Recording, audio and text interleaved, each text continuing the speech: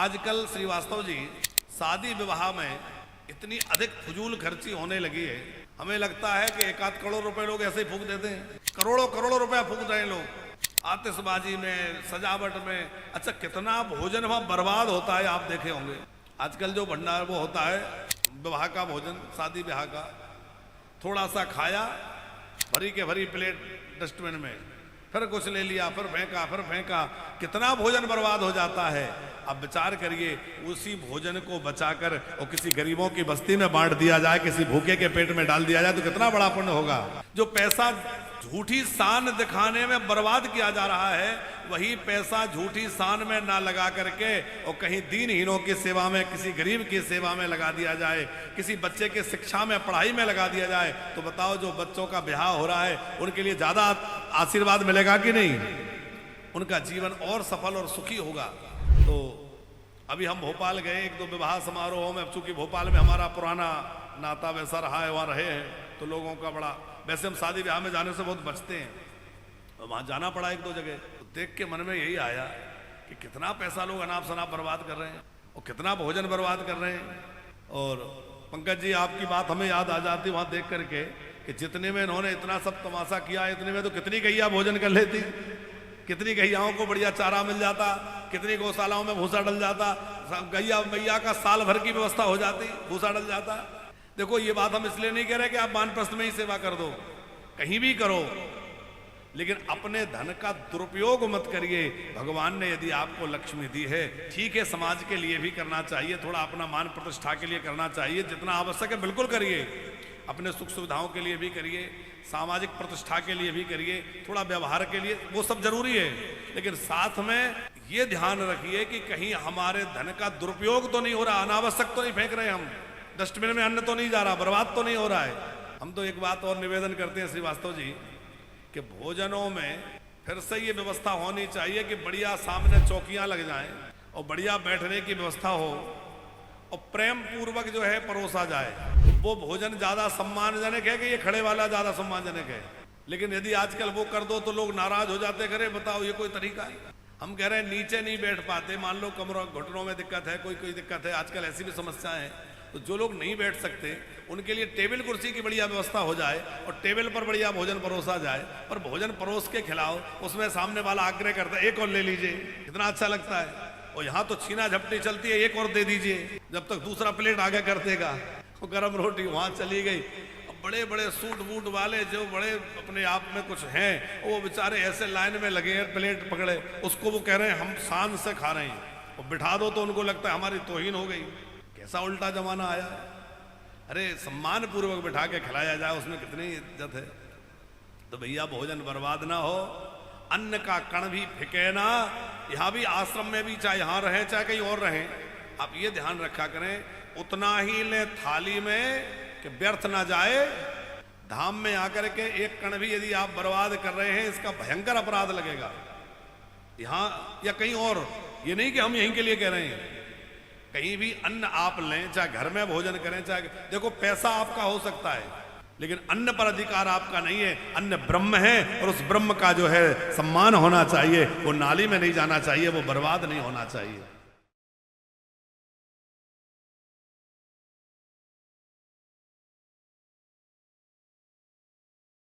हमें लगता है कि हमने क्रोध पर विजय प्राप्त कर लिया,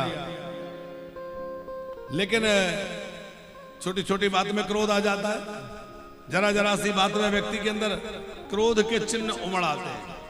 किसी को लगे हमने कभी अहंकार नहीं करते हम। अच्छा, अहंकार ऐसी सूक्ष्म वस्तु है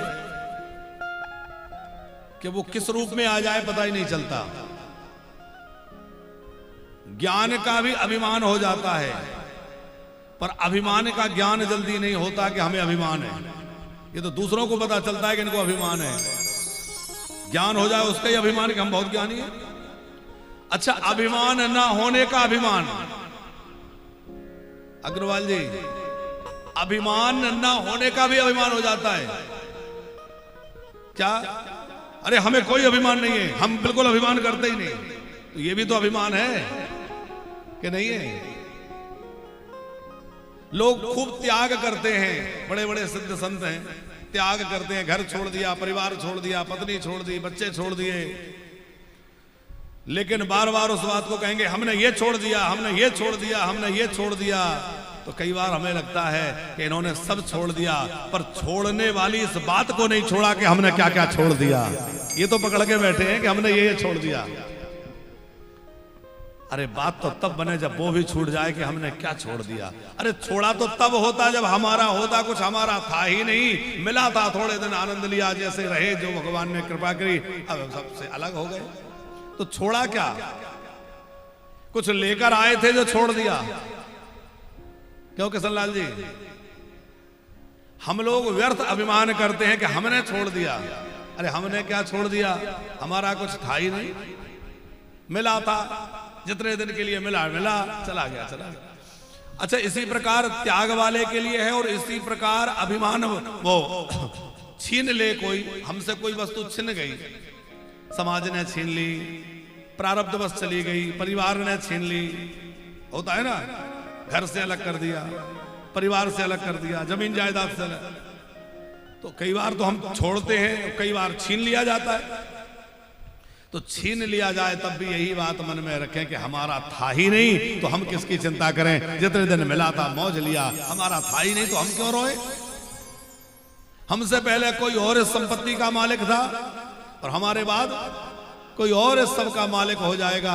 थोड़े दिनों के लिए हमें ये सब संयोग बना है, तो बस इसका आनंद लेते रहना है, इसमें उलझना नहीं है कि ये हमारा हमारा हमारा।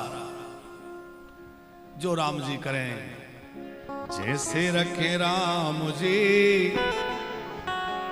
हरे जैसे रखे राम जी रहना चाहिए, जैसे रखे राम जी रहना चाहिए, ओ जैसे रखे राम जी रहना चाहिए, जैसे रखे राम जी रहना चाहिए, ओ माने अपमान सब सहना चाहिए, मान अपमान सब सहना चाहिए, ओ माने अपमान सब सहना चाहिए, मान अपमान सब सहना चाहिए, जैसे रखे राम जी रहना चाहिए,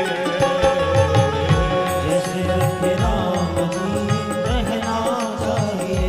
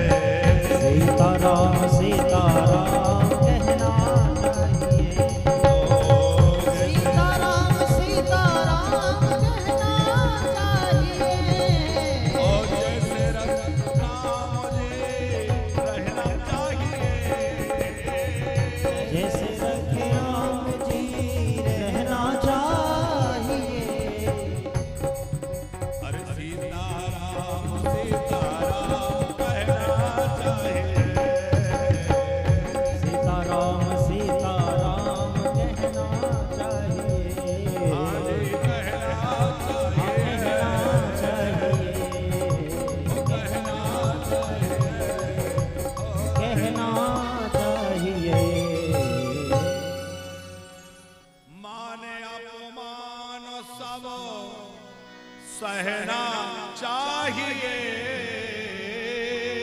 मान अपमान सब सहना चाहिए।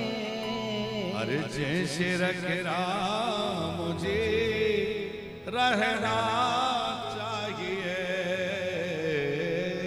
जैसे रखे राम जी रहना चाहिए।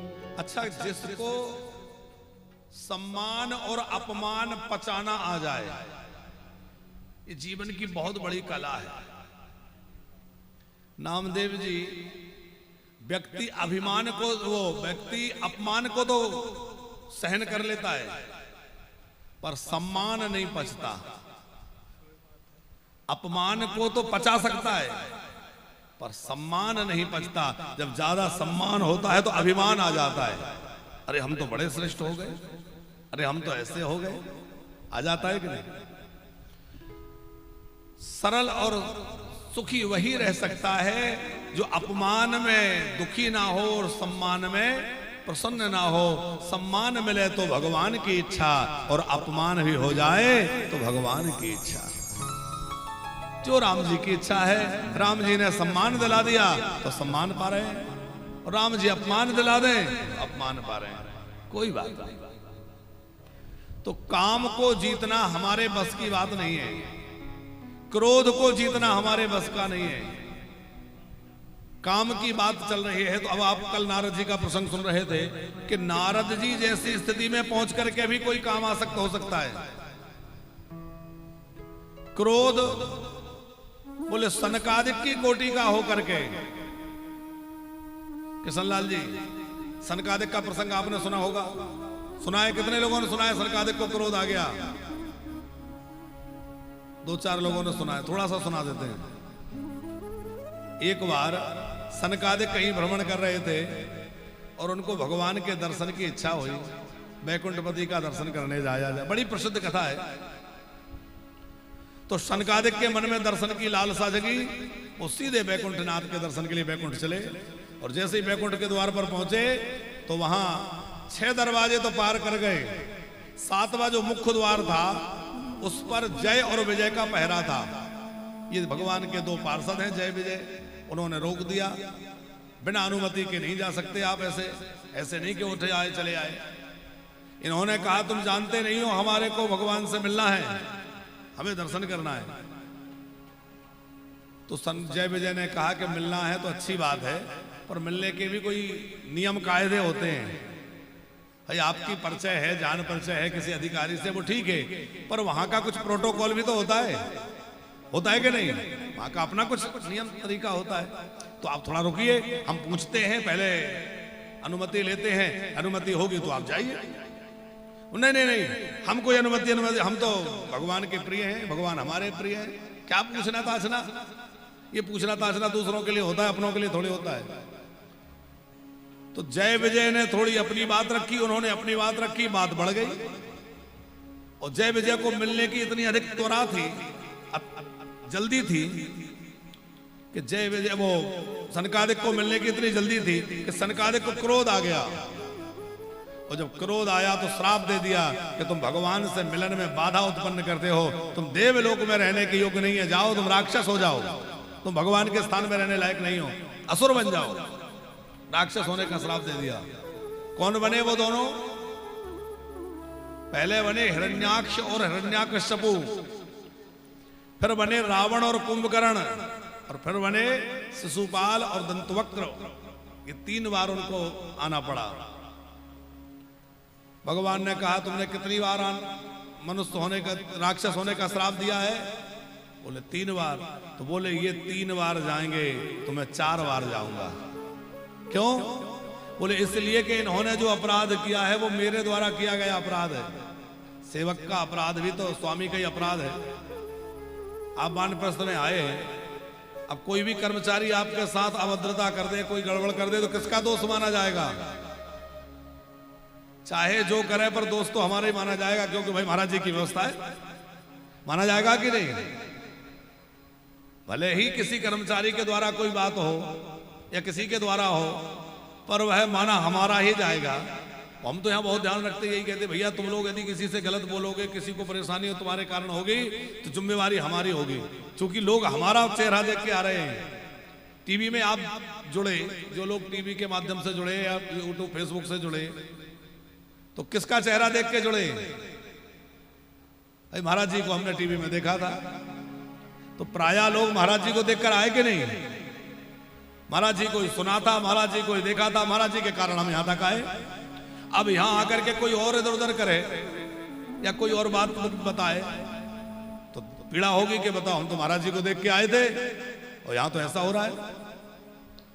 हम लोग बहुत प्रयास करते हैं कि भाई किसी को कोई असुविधा ना हो, किसी तरह की परेशानी ना हो, किसी तरह की दिक्कत ना हो, क्योंकि जो कुछ होगा वो सब जिम्मेवारी हम, और हम अपने आप जिम्मेवारी लेते भी है। ऐसा नहीं कि हम उस जिम्मेवारी से भागे कि भाई हमने नहीं किया, इनने किया। नहीं भैया, किसी ने भी किया वो हमारा है, क्योंकि आखिर जिम्मेवार तो हम ही है। तो भगवान ने कहा कि मेरे पार्षदों ने आपका अपमान किया या मेरे पार्षदों ने आपको रोका है, दुखी किया है, तो इनको आपने 3 बार जो है राक्षस होने का श्राप दिया है। ये 3 बार जाएंगे, मैं 4 बार जाऊंगा। 4 बार आए भगवान, पहले बराह बनकर, फिर नरसिंह बनकर, फिर राम जी बनकर और कृष्ण जी बनकर। 4 बार हुए कि नहीं? तो ये कथा हम किस प्रसंग में सुना रहे थे?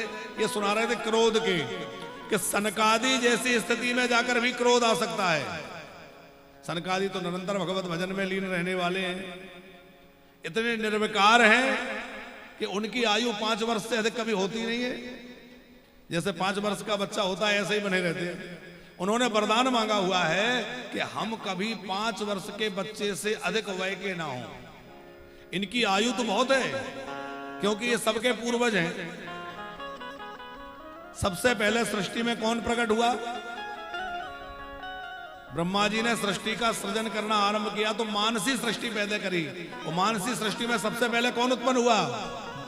सनकम चा सनंदनम चा सनातनम मतात्मभो, सनक सनंदन सनातन संत कुमार, ये 4 ऋषि सबसे पहले प्रकट हुए।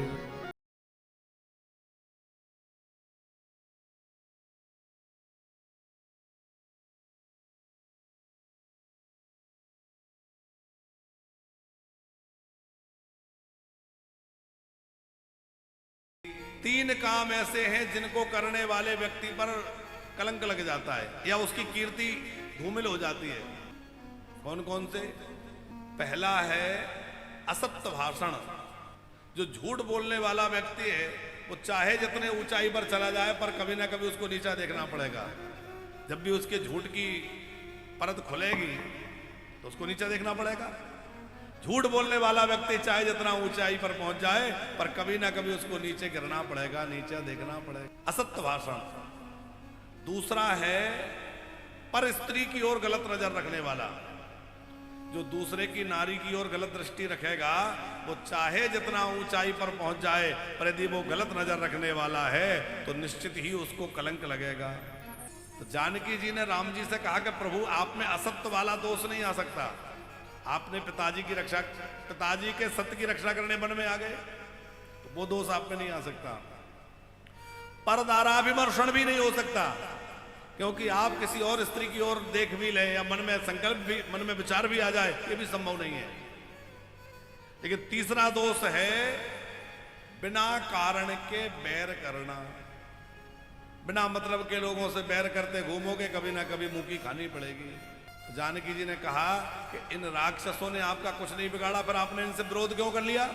कब? विशंबर लाल जी कथा है कि राम जी जब वन में गए तो उन्होंने हड्डियों का ढेर देखा। किसी से पूछा ये हड्डियां कैसी हैं? बोले ये सब साधु संतों की हड्डियां हैं। कैसे? बोले राक्षस लोग जो है साधुओं को खा गए, उनकी हड्डियों का ढेर रह गया। तो अस्थि समूह देख रघुराया, उन हड्डियों के ढेर को देखकर राम जी को रोष आ गया और हाथ उठा करके, भुजा उठा करके प्रतिज्ञा करी, निश्चरहीन करहो मही भुज उठाय प्रण कीन, मैं पृथ्वी को निशाचरों से हीन कर दूंगा। जानकी जी ने पूछा अच्छा ये बताओ ये राक्षसों ने तुम्हारा क्या बिगाड़ा है? अरे बोले मेरे भक्तों को सताया है। बोले भले ही भक्तों को सताया पर आपको तो कुछ नहीं करा। बिना कारण बैर करने से कलंक लगता है। और आपकी कीर्ति अक्षुण्ण रहे, आपकी कीर्ति में कोई धब्बा ना आए, इसलिए मैं राक्षसों को मारने का कारण उपस्थित कर देती हूँ। क्या कारण? बोले मैं जो है लंका चली जाती हूँ, और मैं लंका चले जाऊंगी तो राक्षसों को मारने का कारण उपस्थित हो जाएगा, आप मार दोगे, कोई आपको दोष नहीं देगा आपने क्यों मारा। नहीं तो आप विचार करो, रावण की सामर्थ्य है वो जानकी जी को ले जाए, पराम्बा भगवती जानकी, छूने में अभी रावण संभव नहीं है, कैसे ले जा सकता है। लेकिन जानकी जी स्वेच्छा से इसलिए चली गई ताकि इन राक्षसों का उद्धार हो जाए, इन सब का कल्याण हो जाए और राम जी की कीर्ति कलंकित ना हो। तो राम जी को भी जो श्रेय, श्रेय माने कल्याण अथवा श्रेय माने बड़प्पन देने वाली हैं, वह जानकी जी हैं। सर्वश्रेयस्करीम सीताम न तो हम राम वल्लभाम, ऐसी जानकी जी को हम प्रणाम करते हैं। फिर एक श्लोक में राम जी को प्रणाम किया है, जानकी जी को पहले किया है, राम जी को बाद में किया है, क्योंकि पिता से 10 गुना अधिक महत्व माँ का होता है। जानकी जी को गोस्वामी जी अपनी माँ मानते हैं, इसलिए जानकी जी की वंदना पहले, राम जी की बाद में है। यन मायावस्वर्ति विश्वमखिलम ब्रह्मादिदेवासुरा यत सत्त्वादमृषैव भाति सकलम रज्जौ यथा हेरब्रमा यदपादपलवेकमेव हि भवामि बोधिस्थितिरसावतां वन्देऽहं तमशेषकारणपरं रामाख्यमीशं हरिम्। जिनकी माया के वशीभूत संपूर्ण विश्व, ब्रह्मादि देवता और असुर सब कुछ जिनकी वशीभूत है, जिनकी सत्ता से रस्सी में सर्प की भांति ये जगत भ्रमित हो रहा है, ये भ्रम उत्पन्न हो रहा है, ऐसे प्रभु श्री राम के चरणों की हम वंदना करते हैं। फिर कहा है कि सोरठाओं के रूप में गोस्वामी जी ने अलग अलग देवताओं का 5 सोरठा में वंदना किया है। फिर गुरु जी की वंदना करी है।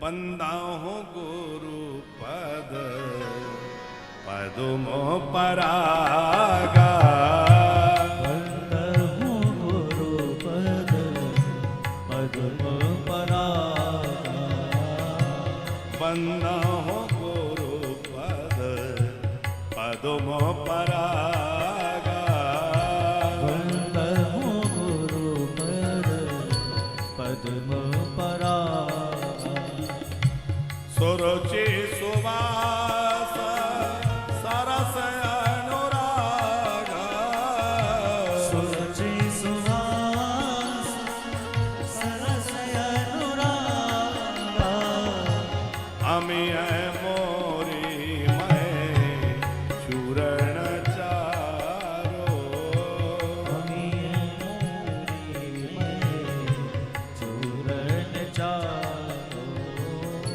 समन सकल भव रुचि परिवारो, समन सकल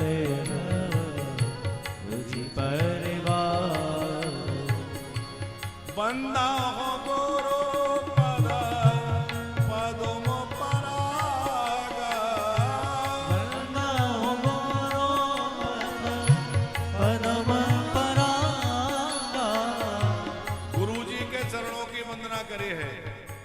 और चरणों की वंदना के साथ साथ चरणों की रज, गुरुदेव के चरणों की रज की मैं वंदना करता हूं, जो पराग है। कैसी है? बोले सुरुचि, सुवास, सरस और अनुराग पूर्ण है। सुरुचि माने सुंदर स्वाद वाली, सुगंध से युक्त, अनुराग रूपी रस से जो परिपूर्ण है, ऐसे गुरुदेव के चरणों की रज की वंदना करते हैं। अच्छा किशन लाल जी, यहां गोस्वामी जी कह रहे हैं गुरु जी के चरणों की रज को अंजन बना करके, काजल बना करके आंखों में लगा लो तो क्या होगा? बोले दृष्टि के दोष मिट जाएंगे।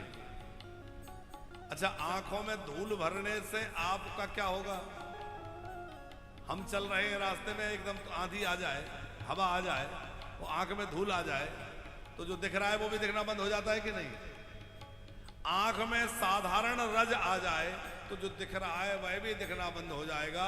पर वही रज गुरु के चरणों से लगकर आ जाए तो भैया दृष्टि दिव्य हो जाएगी और हमें जो नहीं दिख रहा वो भी दिखने लग जाएगा। श्री गुरु पादानक मणिगण ज्योति, श्री गुरु पादानक मणिगण ज्योति, सो मेरा तदेव दृष्टि होते, मेरा तदेव दृष्टि होती, दलन मोहतम सोषा प्रकाशो,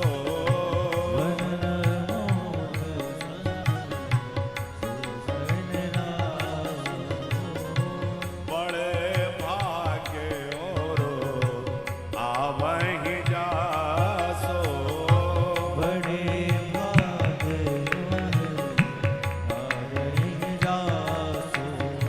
यदि दृष्टि को दिव्य बनाना है तो कैसे बनेगी? देखो, आंखें हम सबको मिली हैं पर दृष्टि किसी किसी को मिली है। आंखों से देखा जाता है, दृष्टि से दर्शन होता है। आंखें तो सबको भगवान ने दी है पर दृष्टि कौन देगा?